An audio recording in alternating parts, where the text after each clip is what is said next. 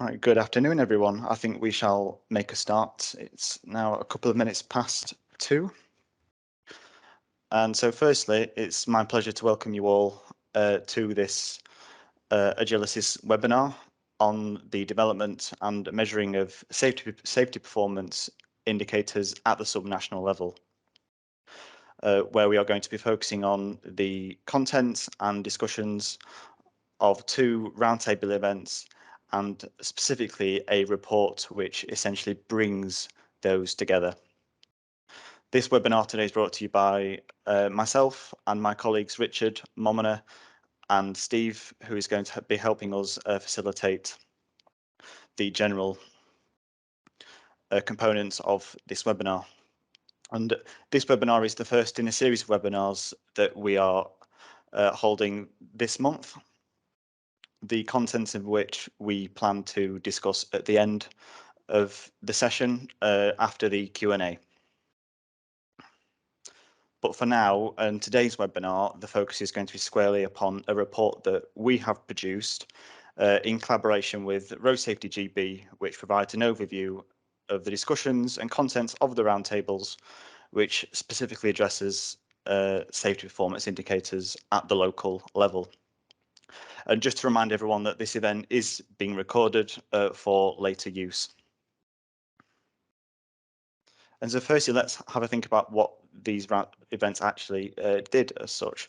And so these events brought together road safety stakeholders and organisations from across the road safety space to consider the development and practical deployment of SPIs at the subnational level, considering, for example, the needs and the appetite for future development, and where collectively, as road safety stakeholders, we envisage this moving forward.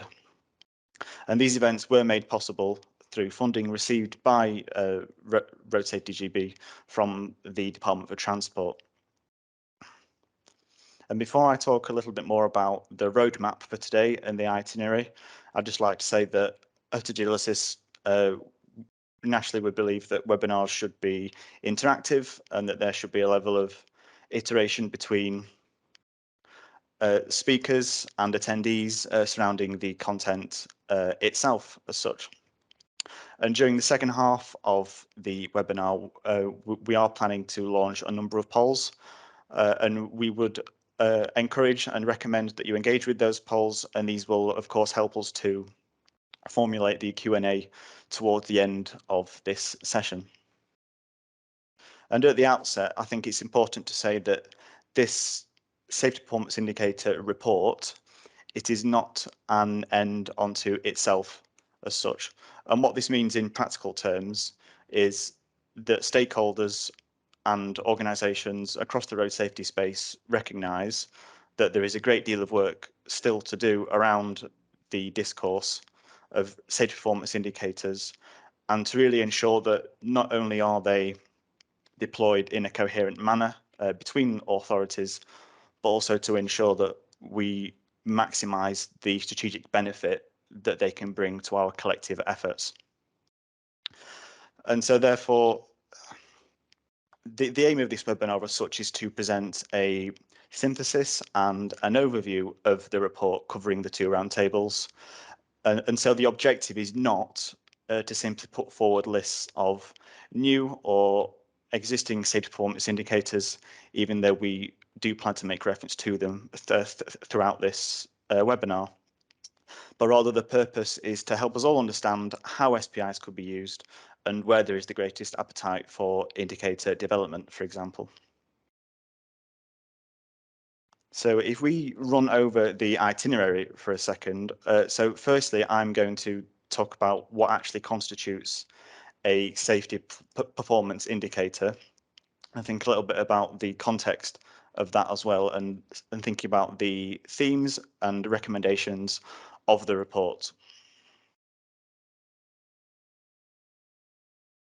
And then secondly, Momina is going to discuss, is actually going to go into a little bit more detail into the actual distinctive content of the 2 roundtables themselves. The first one we held in February and the second one we held in April.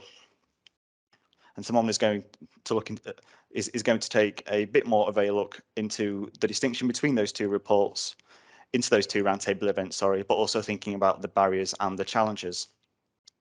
And then after that, Richard is going to take a look at SPI development from the point of prioritization and thinking about the organic discussions that were generated over the course of the events themselves. And again, thinking about current provision, how this connects to targets, current activity, and wider outputs also. And then we will go on to talk about the need for future framework and leadership, particularly with regards to certain indicators where there is appetite for that. And so firstly,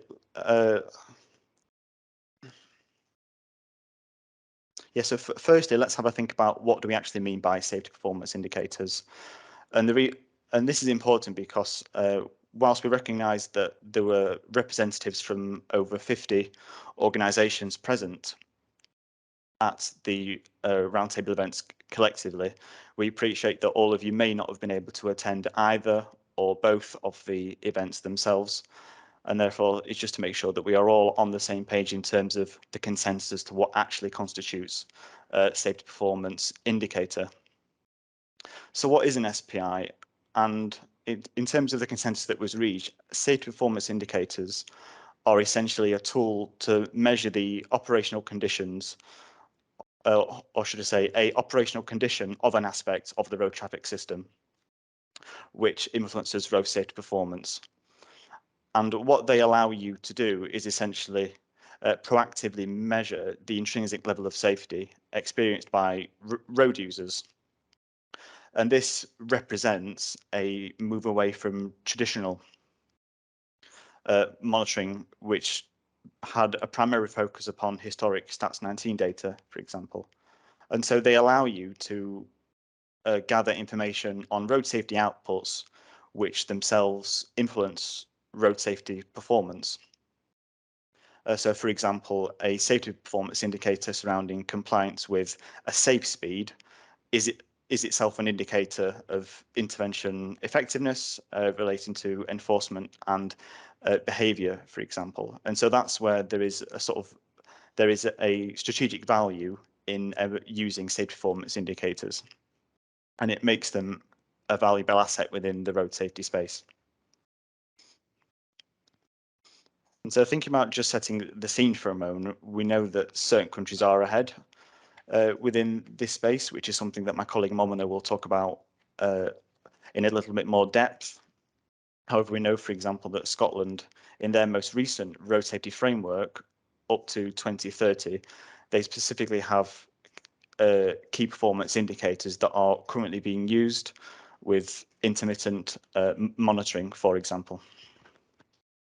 And as I say, thinking about also in the wider context, there, what we do see is research being undertaken to actually develop coherent methodologies, which hope to embolden and allow road safety stakeholders to really engage in this discourse. And so now we're going to discuss in a little bit more depth just some of the key themes. And so the first key theme was that the picture is very varied across local authorities and that people are at very different stages of the journey in terms of SPI development and practical deployment, and therefore there is a greater need for collaboration to increase capacity and understanding. And to this end, the second key theme was the need for road safety stakeholders to generate and build upon relationships with those who actually have the data as such, who have the required data that is needed to monitor safety performance indicators. And leading on from that, the next recommendation was about the expansion of the data which actually underpins those and utilizing upcoming technologies and methods such as AI and systematic risk mapping, the risk mapping of speed and infrastructure dynamics, which again is something that needs to be democratized and proliferated to assist this at the sub-regional level. Again, one of the other themes was actual disparities across the SAFE system in terms of what data is collected, what do authorities have reasonable access to, which is something that we will return to later. And so just thinking about the main recommendations that the report puts forward, the overarching recommendation, which covers all aspects and areas of the SAFE system, is that safety performance indicators should be adopted as they provide a proactive way to assess road safety outputs, which themselves are a direct influence upon road safety performance as such. And so if we just take a couple of examples of the key recommendations relating to the SAFE system, if we think about safe speeds, for example, and the safety performance indicator I mentioned earlier about compliance with what is considered a safe speed limit, there is a greater need for a national criteria and guidance upon what actually constitutes a safe speed to enable for the measurement of the percentage of traffic complying with the safe speed limit. And we know that that's something that's very different to the actual posted speed limit. And again, if we think about the use of, if we think about safe road use, one of the recommendations put forward is that local authorities, where applicable, should adopt a standard set of questions to be used in local road user surveys, which will help them monitor alcohol and drug use, for example. And Road Safety GB have themselves committed to taking this recommendation forward in 2022-2023. And so now that we've gone over the key themes and the recommendations and synthesize those, I would like to hand over to Momina, who is going to talk a little bit more about the distinction between the two roundtables themselves, as well as the main barriers and challenges, but also the opportunities that were identified. Over to you, Momina. Thank you, Sam. Welcome, everyone. I'm Momina, and I'm a researcher here at Agilicis, and I'll be talking to you about sort of a brief overview of both roundtable sessions for those in the audience who were not in attendance. There were two separate online roundtables organized.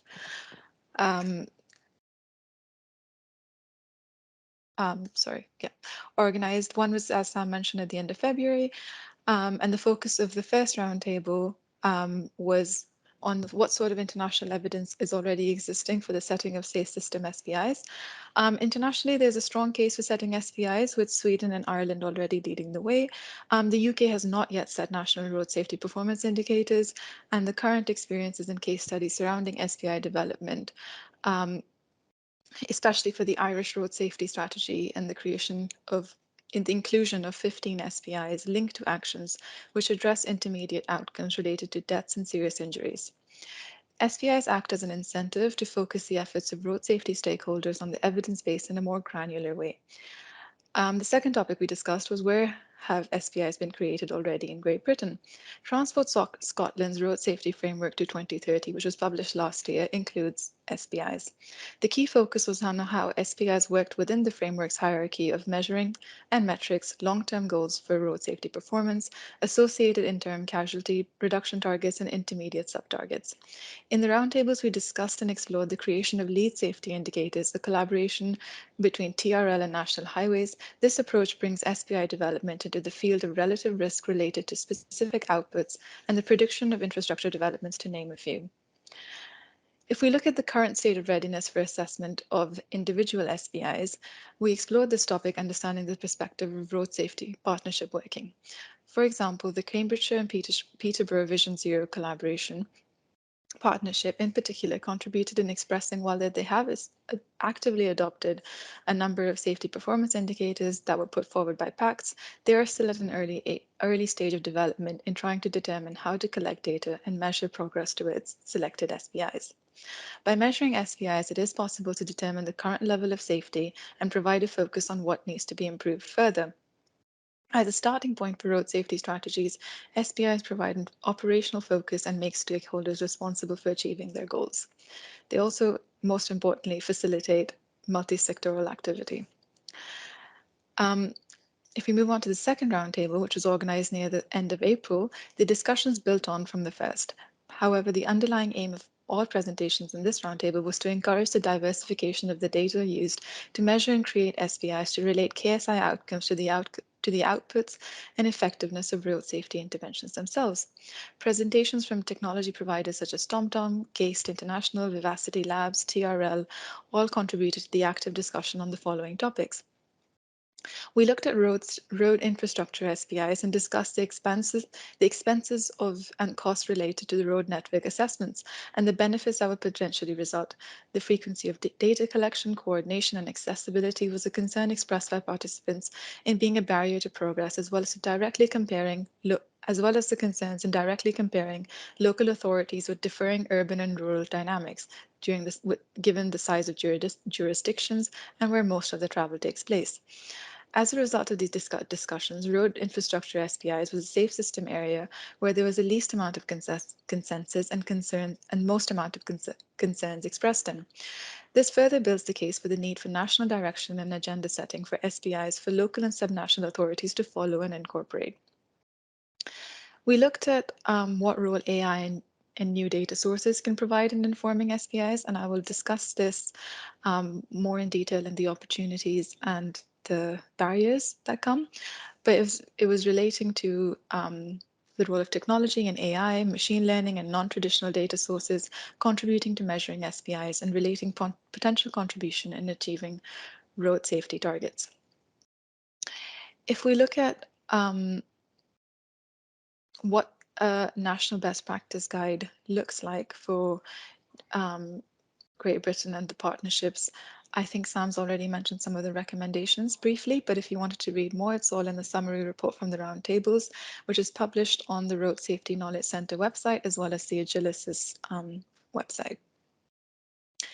I'd like to take the opportunity to discuss some of the main challenges that were identified and some of the potential benefits and opportunities that could result from monitoring SPIs. One of the main opportunities was utilizing new data sources, especially crowdsourced data for artificial intelligence, using, for example, mobile phone data, vehicle onboard diagnostics, camera data, car and bike sharing data, and even social media data to inform SPIs. The utilization of telematics data is also very important. Weather, census data, digital mapping, shared mobility data, all add to the level of granularity that can help achieve the maximum results from monitoring SVS. However, there are challenges that come with this, the vast complexity of managing data between various platforms and data sets, and to actually produce outputs of value from them that are accessible and representative. With that comes the challenge of data harmonization and the dynamics of road safety, which need to be accounted for maximum benefit. The benefit being that the knowledge is shared, there is a mandated sharing of aggregated vehicle data, defining minimum data sets, collection of data on traffic volume, and speed distribution and location. The main challenge, however, was that the legal and regulatory frameworks that need to be developed alongside data protection implications that need to support data protection implications if we are to use these various sources of non-traditional data. From a technology provider's perspective, it was expressed that there was substantive data available. However, it's not always utilized fully by road safety stakeholders. For example, traffic density products, map products, and mobile mapping products. Building a collaborative relationship between technology providers and road safety practitioners is vital if we are to maximize the scope and benefit of road safety SPIs. However, road safety SPIs may be difficult to compare directly between authorities, considering, as I mentioned, the road network differentiation. Universal safety benchmarks, however, hence universal safety benchmarks are needed to move forward for robust comparison and analysis. Those are some of the barriers and opportunities as expressed and currently exist. And to conclude the roundtable report, we expressed that there's momentum is clearly being generated both practically and politically and across the sector, and recognizing the value of incorporating SPIs as a strategic asset in improving road safety performance in Britain and beyond. The discussions facilitated in these roundtables expressed an appetite in favor for SPI setting and monitoring, and we have hoped the conversation continues into practical application and actions by all responsible stakeholders. That's all for me. Over to you, Richard. Okay, thank you very much, Momina and Sam. Okay, everybody. I hope you managed to get some good information out of there from the team on the kinds of things that we talked about there and the kind of recommendations that came through at the end of it. Sam was keen to point out at the beginning there that this is not a means to an end.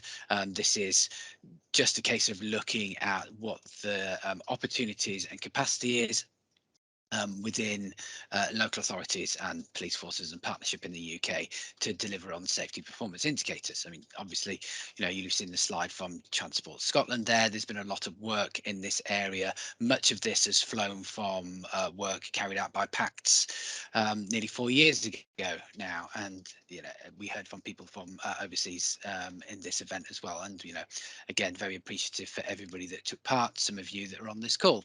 I think what I'd like to do now is to take the opportunity of having so many of you here to just, spread it a little bit wider, obviously within the roundtables themselves. We had to make sure that we had a restricted audience there to facilitate the discussion.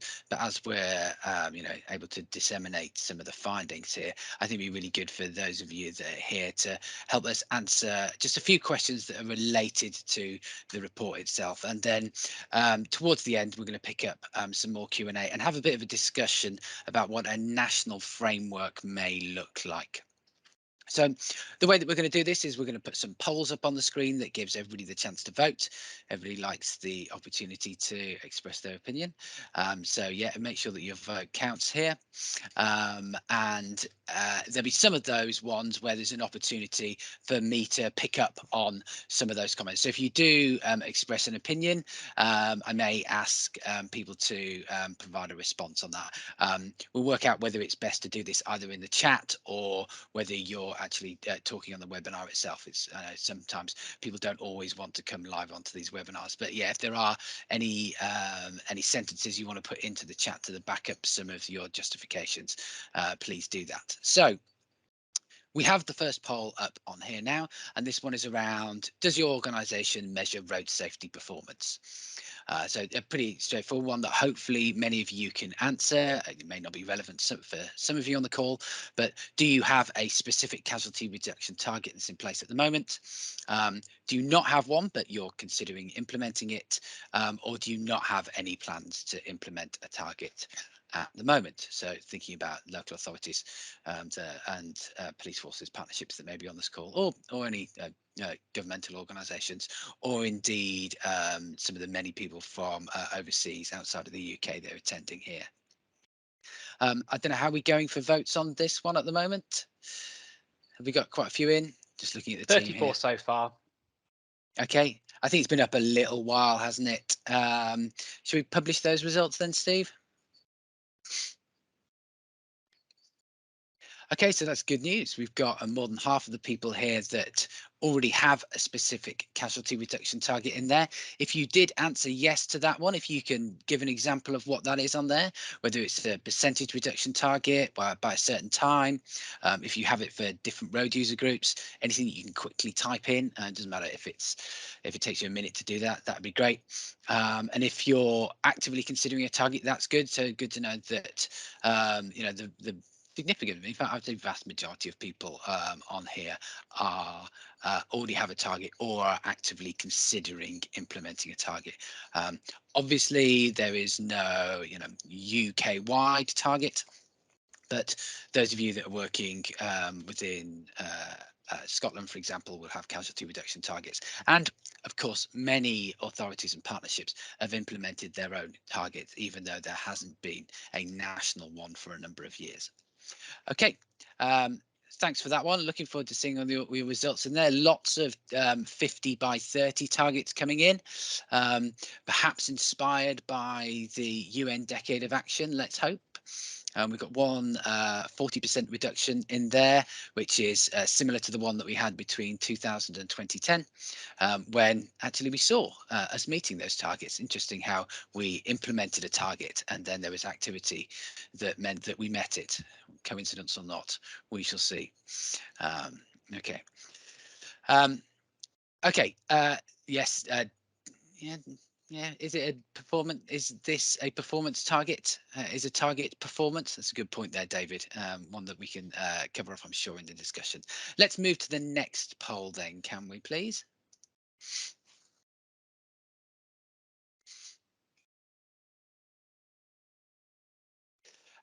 So, do you measure any of the following activities or outputs? And so when I'm talking about activities and outputs, I'm talking about the work that you do within your organization. I'm not talking about something that would be a safety performance indicator. So that's the next set of polls coming up. So, you've seen up on the screen there's some example of safety performance indicators. What we're thinking is kind of these output measures, the things that traditionally people would measure. So would you look at the number of offences, for example? So, I've got examples here of four, no, what, five? What have we got? 1, 2, 3, 4, 5 there.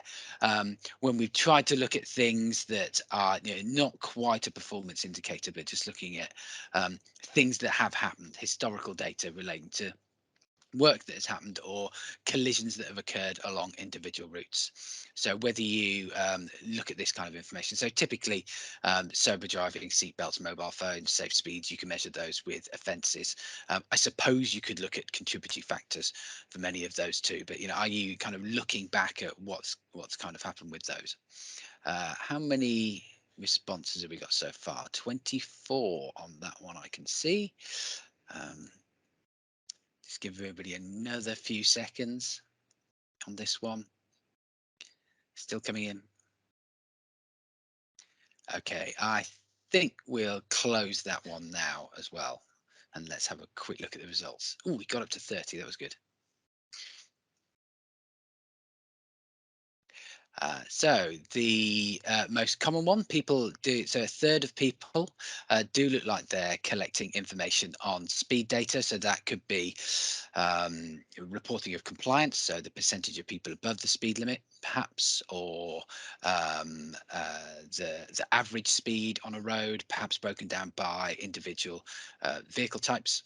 Offence numbers as well is an interesting one, rather than offending rate, which I would argue is getting closer to what you might call a safety performance indicator. Safe roads as well. Good to know that a number of people are reporting on risk rates for routes. There is, of course, the Road Safety Foundation's EuroRAP analysis that's published every year, being launched again next month, which looks at risk rates for routes across all 3 nations, of course. But then people may be carrying out their own analysis on individual locations as well. Then moving on to sober driving, seatbelts and mobile phones. Not as many people looking at this kind of information. And this would normally come from police forces or partnerships. So perhaps it's just that those that are in the call at the moment don't have access to that kind of information. Let's move on to the next poll then, shall we, about safety performance indicators, and see how many people might already be looking at these. So what we've done is we've framed them against the safe system. So we've not named any specific individual ones. We thought that might be quite a complex list there. But, are you looking at safety performance indicators that are associated with any of these? So I'm hoping that you will recognise what a safety performance indicator is, rather than what a output measure might be. And hopefully when we've got some poll responses in there, I'll be able to ask you all, what kind of things are you recording already? So yeah, we've had 8 responses at the moment, so you're obviously having a bit of a think. Pete points out there is no box for none. I will have to assume that the other 50 people on the call aren't doing anything, which is possibly what we might expect. Let's just give those that are involved in collecting safety performance indicators the opportunity to put the responses in. We're up to 13 now, so that's good. Just a few more moments on this one.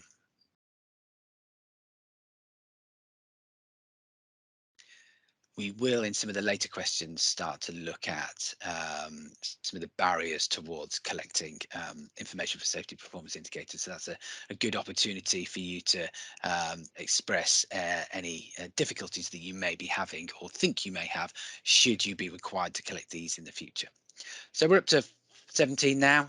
So let's close that poll and let's see which ones are being collected at the moment. Again, you know, safe speeds up there, safe roads, quite similar to the responses that we saw for output measures. Interesting that we've got 18% of people, and it's a very small sample. In fact, yeah, I'd work out the math. It's 3 or 4, something like that, that are collecting information on safe vehicles. And then we've got just the one on post-collision response. I think we'll get an opportunity to hear from some people, perhaps in the chat, either now or later on what they're actually trying to do with these individual indicators. But yes, it's not a great surprise to see that there weren't a huge number of responses on that one, and that's particularly safe speeds was the one that people are using most frequently. Okay, so if we move on to the next slide, Sam, I think you're still in control of this.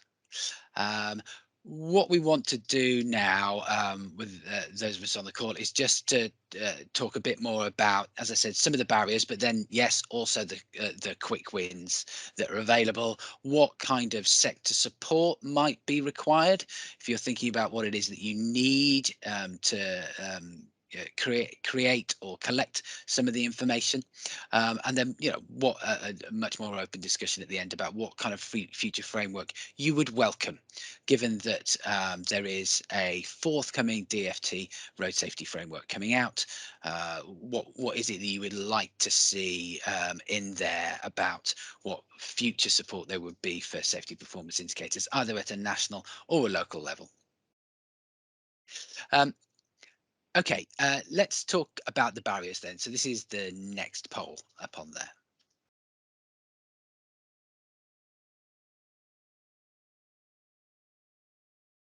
Sorry, Richard, a bit of confusion there. Which poll do you want up? Oh, hold on, let me just scroll down. And have So a we've look got which SPIs do you most value, or are we talking about which is difficult to collect? I think I'm going to go through to the most difficult to collect bit first of all. Okay, this one's a bit different. This is a word cloud, so everybody will need to type in what their answers are, and it will collate them. So let's hope this works. Yes, we did try this one out yesterday. This was quite new. Now, I don't know if it appears on the screen or it only appears on the chat. Oh no, it does appear on the chat. So these are the ones where you say these are the ones that might be the most difficult or impossible to collect. So I could type in, for example, drink driving, and I'll put it up on there, and it should see that it pops up on the screen. Yes, it does. Okay. It's always good to try these things out in front of a live audience. So I've put drink driving in there. So you could also type in drink driving, but you could also then upvote drink driving by pressing the thumbs up. You can't downvote things, it seems. So which ones are the most difficult or impossible to collect? So even if somebody's beaten you to it, you can then upvote somebody else's. So this is exciting. We've not done this kind of one before. So yeah, we'll spend just a minute or two on this one. So I'll stop talking for a moment and let you all think about what you're going to put on, and then upvote the ones that you liked best. Oh, and the more upvotes they get, the bigger they are.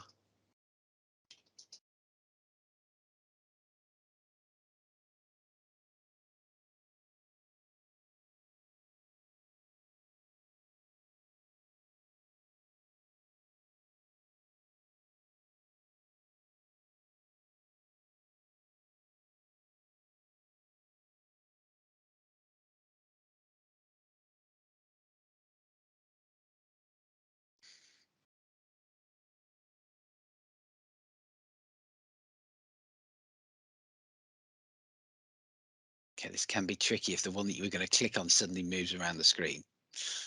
Up to 42 responses so far.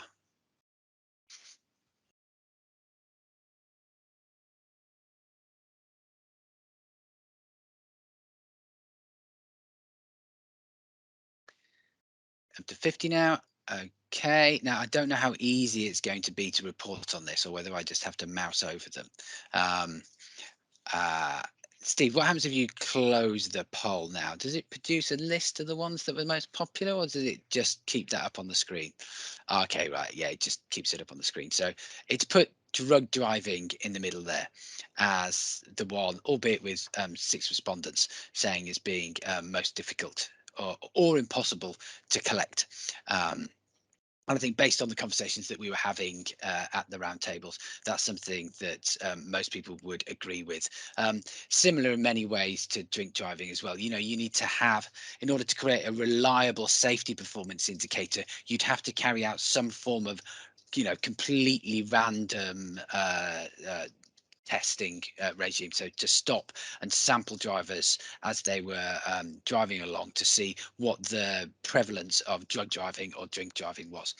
And I think, you know, when we discussed this on the call, people thought that that would be a significant barrier, and it would probably be disproportionate as well, given that the police only have limited powers to stop vehicles anyway and carry out these kinds of tests. The solution that we did find around this was one that was proposed by Transport Scotland in their framework, which was to carry out a survey. Now, obviously, if you're carrying out surveys of road users and you're asking them whether they were drink driving or not, you're going to have a suppression in the number of people who are likely to, you know, put their hands up to that kind of thing. But we do feel that if you're looking for something that can be proportionate and delivered cost effectively and reliably and robustly, then this might be one of the ones. And I wonder if I might drag in Matt at this point. Is he going to be able to unmute himself? That's the question, because I know this is something that RSGB are looking to take forward this year. Matt, are you out there?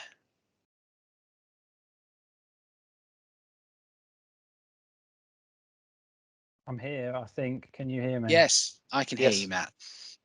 Sorry, my system's really slow, so. Sorry, Matt, for dropping you in on that one. You okay? You have to drop me in. Yeah. I was reading through questions on the chat, so you're going to have to drop me in it again just to make sure I'm up to speed.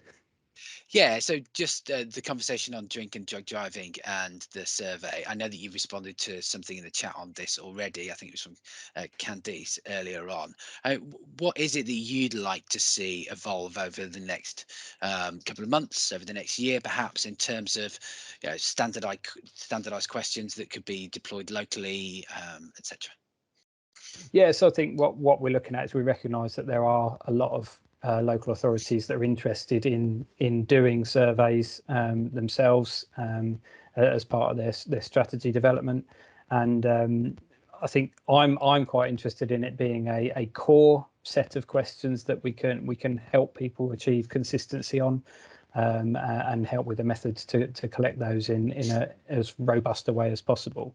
I think equally recognise that there is going to be an importance of collecting locally specific information. So a core framework that people can add to is really what we're looking at, and hopefully over the next 6 to 12 months we can have that all in place. While you're on, I mean, do you see that survey covering different aspects of driving that could be used elsewhere? So, you know, phone use is one that's popped up there that's reasonably difficult. Do you imagine a survey of, I don't know, the fatal 4, the fatal 5, something like that? Yeah, so I think the conversations we've had so far with authorities that are interested, some have picked up the previous British Social Attitudes Survey questions, which are quite comprehensive around intentions and behaviours for driving. That's certainly where I'm piloting it in Cambridgeshire. The work we're doing is looking at that work and crossing all sorts of road user behaviour, seatbelts, phone use, drug use, speed. So trying to capture behaviours in that way. Something we did 7 or 8 years ago now, and looking to update and then do more regularly as part of our new strategy. Yeah, and I think it's fair to say that, you know, these are areas that are of concern to everybody in road safety, be they local authorities, police forces, whether you're urban or rural, wherever it is. These are issues that we do need to tackle, and there certainly would be, I suspect, universal support for them. Sam, you had your hand up. Yes, I just had a point just to follow on from the whole idea of capturing behaviour. I think it's notable that a number of respondents here have cited electric scooters and the data needed for that in terms of measuring SPIs. And we know that with e-scooters, for example, the legislation is essentially playing catch up with that. But of course, in terms of multimodal use, it's one of an upcoming issue in terms of what local authorities have to grapple with as such in terms of changing types of risk on their roads. So I think it's quite actually telling that we're seeing subjects such as that come to the fore. Thanks, Sam. Just while we got this up, I'll just pick on one more before we move on, and that's around kind of vehicle standards and safe vehicles, which again was something that we mentioned, and it was something that we considered whether this would be relevant at a sub-national level. Now there are, levers that local authorities, organisations can use at a local level to help improve safety within their own fleets, within fleets of those that provide services for them. You've got campaigns such as Driving for Better Business, for example, that try to encourage fleets to use, the most modern, most safety feature, vehicles with the most safe, new modern safety features is what I was meaning. But whether you can monitor that at a local level is the tricky one. And there's then also the question about how valuable that really is, because obviously the vehicle fleet moves around, doesn't it? So should you be measuring the vehicle fleet that is registered within your area? So issues with that, with large vehicle fleets, for example, lease vehicles that aren't registered within an individual local authority area, or measuring the vehicles that use the roads. And it was felt that that one was going to be incredibly difficult because you'd need some kind of ANPR network, and then looking back at the intrinsic level of safety of vehicles. And people thought that that was possibly not something that they thought was going to be particularly useful, as well as being quite difficult to collect. Okay, then, so we talked a little bit about the ones that are most difficult or impossible to collect, and we've talked about the ones that people are already collecting, for those of whom it was relevant to. Hopefully we can go back to that other poll, Steve, which is, which SPI would you value the most? So hopefully this is one that everybody can provide an answer to. So which one? So yeah, you can pick all 5 of these, I think. Oh no, sorry, pick 5 out of, or is it 12? I can't remember, Steve. It's 12. It only allowed for 12. So Yeah. people can pick as many as they want, but we encourage you to pick 5, please. Yes. So you could pick all, you could pick none. Yeah, but we're hoping that you only vote 5 times. So I'll give you all a moment or two on this one.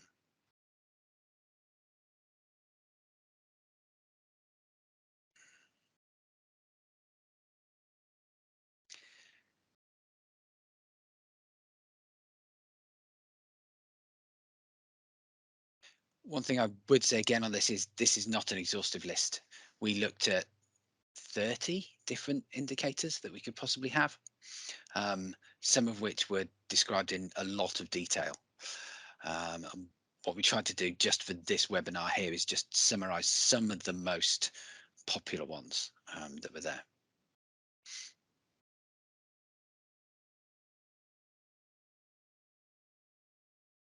Can we see how many have voted so far on this one, Steve? 17 in so far. Okay, I'll give you all another 30 seconds or so. Might be busy ticking and unticking depending as you get further down the list. Decided to, I really wanted post-collision response in there.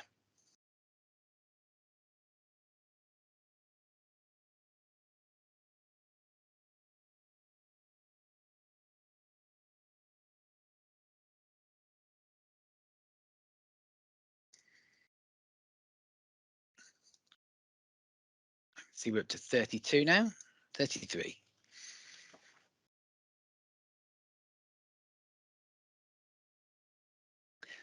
Five more seconds.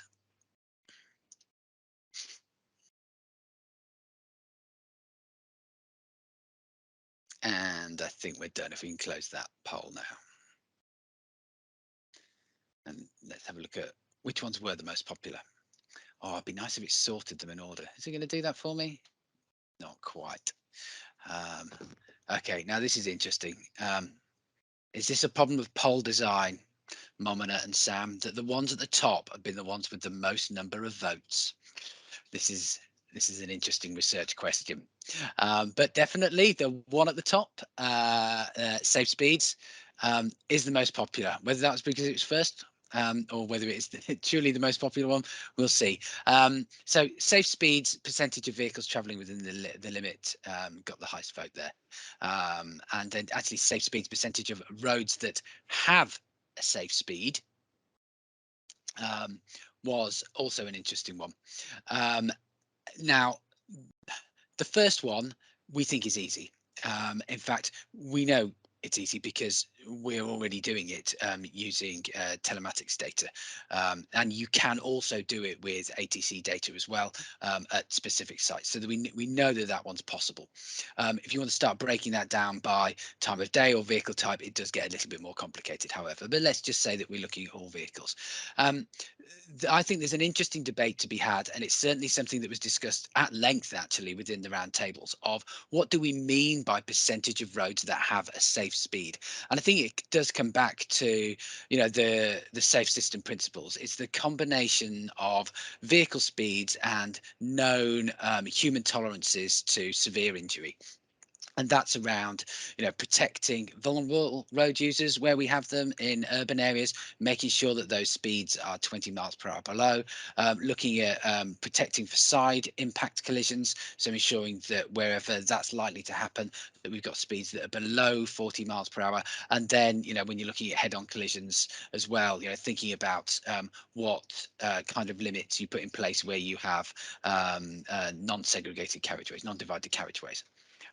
So, you know, that was the kind of discussion that we had around there. So you could create an indicator around how safe are the speeds that are set according to the type of network that you had. So that was the thinking that we were having around there. And hopefully you understood that's where we were coming from there. But yeah, as I said, it's an interesting chat.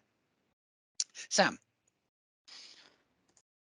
Just relating to the safe speed SPIs, just to corroborate what you said, Richard, about the level of engagement that we saw in the roundtables around there was a great deal of consensus actually around the need, as you say, for a safety performance data indicator that was around compliance with the safe speed, as opposed to the posted limit, for example, which we know, however, that is actually monitored in some places, because actually an indicator which looks at compliance with the speed limit, positive indications from measuring that may give a false sense that actually your roads are safe, when actually they're not aligned with as you say, the safe system imperatives and best practice. Yeah, very good point, Sam. Thanks for pointing that one out. I think if we look at the safe road use ones, there's not a lot between them there. Sober driving, mobile phone use, seatbelt use, reasonably popular in terms of the ones that people would like to see. Again, with the safe roads there as well, it looks like the star rating is unsurprisingly popular. That is the system that most people are aware of in the UK and overseas. It is enshrined within various road safety indicators all across the world. I don't know whether it's just a balance of the kind of people that we have on the call here, but urban safety rating was slightly more interesting than rural road safety, or a specific rural road safety rating. But okay. So moving on further down the list, yes, safe vehicles wasn't as popular, but not as unpopular as the minimum requirement for victim support in there, which I think is an interesting one to see. It's certainly something that I know features within the Cambridgeshire strategy. And then response times within a certain minimum collected within there. So yeah, let's move on from that poll then, and then move into some further discussion for the last few minutes then around the framework. Given, you know, what we've included within the report and what we've said here and the kind of responses that you've seen there, what is it that people would be looking for in terms of support for a future framework. And then if we can just launch this last poll then, Steve. This question is, do you think there's enough support within the sector for SPI development and maintenance? So what I can ask you to do here is provide your response on this one, and then if you've got any thoughts that you'd like to share, or whether you'd like to speak about a future framework or support, please put your hand up.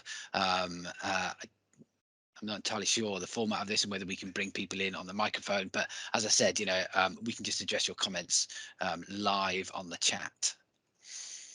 So do you think there's enough support? Yes, there's room for improvement. It requires a national framework and support, or it needs a lot more support. So, would just a national framework and support do it on its own?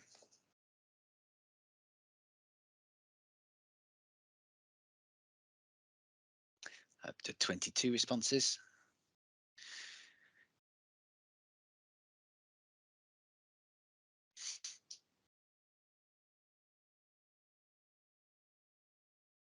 Just a few more seconds on this one. Hopefully, most of you have managed to find out how to use the polls. I know that it does depend on the whether you're using the native Teams app or you're using the web browser or on your mobile phone, etc. Sometimes it's difficult to do all of the answers at the same time. Up to 31 now, just another couple of seconds.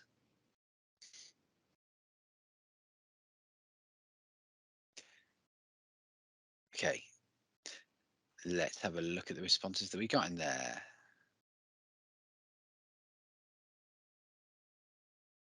Ooh. The poll disappeared. Did I close it, Steve? No, it's just close on my screen. So let's have a look at the results. So yes, most people. Oh, it's disappeared and come back again. Sorry, I jumped the gun and reopened it because I thought you couldn't see it. There we go. Thank you. So yeah, 70% of people says that it needs a national framework and support, which I think is okay, because that was one of the conclusions that we came to within the roundtable report, that it does. That's the level of support that's required out there. There are a good number of people there, though, who do think that organisations need a lot more support to implement SPIs. So it'd be good to know what kind of support people need in it. If the DfT or whoever it is published a framework similar to the one that you've seen in Transport Scotland, is that enough, or does there need to be some support in collection of data? So I've already mentioned the safe speed performance indicator that I know is possible if you have access to the data, and I know a number of people who do. If that was collected nationally, analysed nationally, but published with local performance, local variance, I imagine that that's something that would be well supported by people, rather than everybody having to go and do their own analysis. But in other areas, there may be some safety performance indicators that people would want to undertake locally, or are just not interested in undertaking locally. So I don't know if anybody had any points within the chat. See anything pop up here?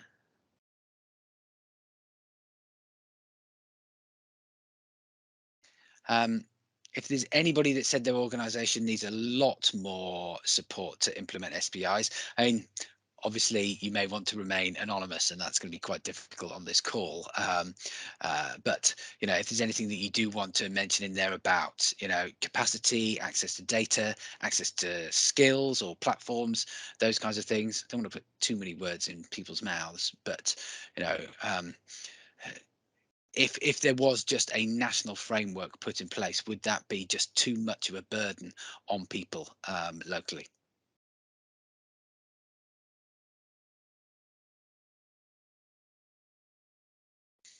Okay, Kendrick has said that surveys are far too resource heavy, and funding them through marketing companies costs around £6,000. Local authorities would struggle to do this. Okay, yep, that's an interesting point.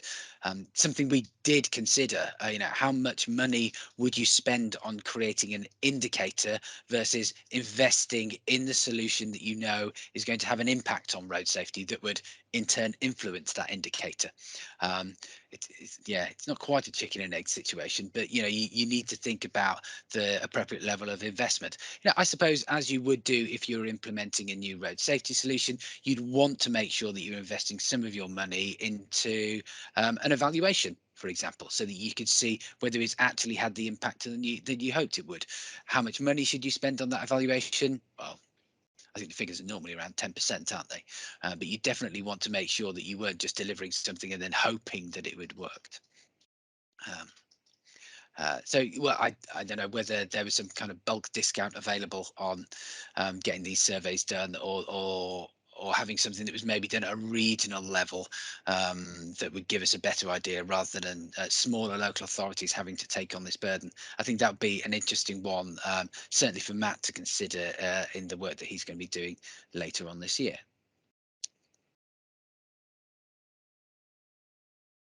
Are there any other comments?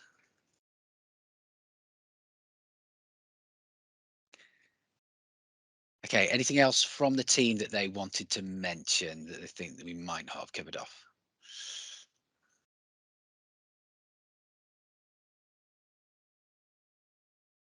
Oh, Candice Something posted that again. was, yeah, just a point about systematic IRAP assessments for road infrastructure SPIs. We know that some local authorities are investing in that area in terms of the IRAP methodology, and are seeing benefits. There are long-term benefits to be gained, but of course there are investment and capacity issues outstanding.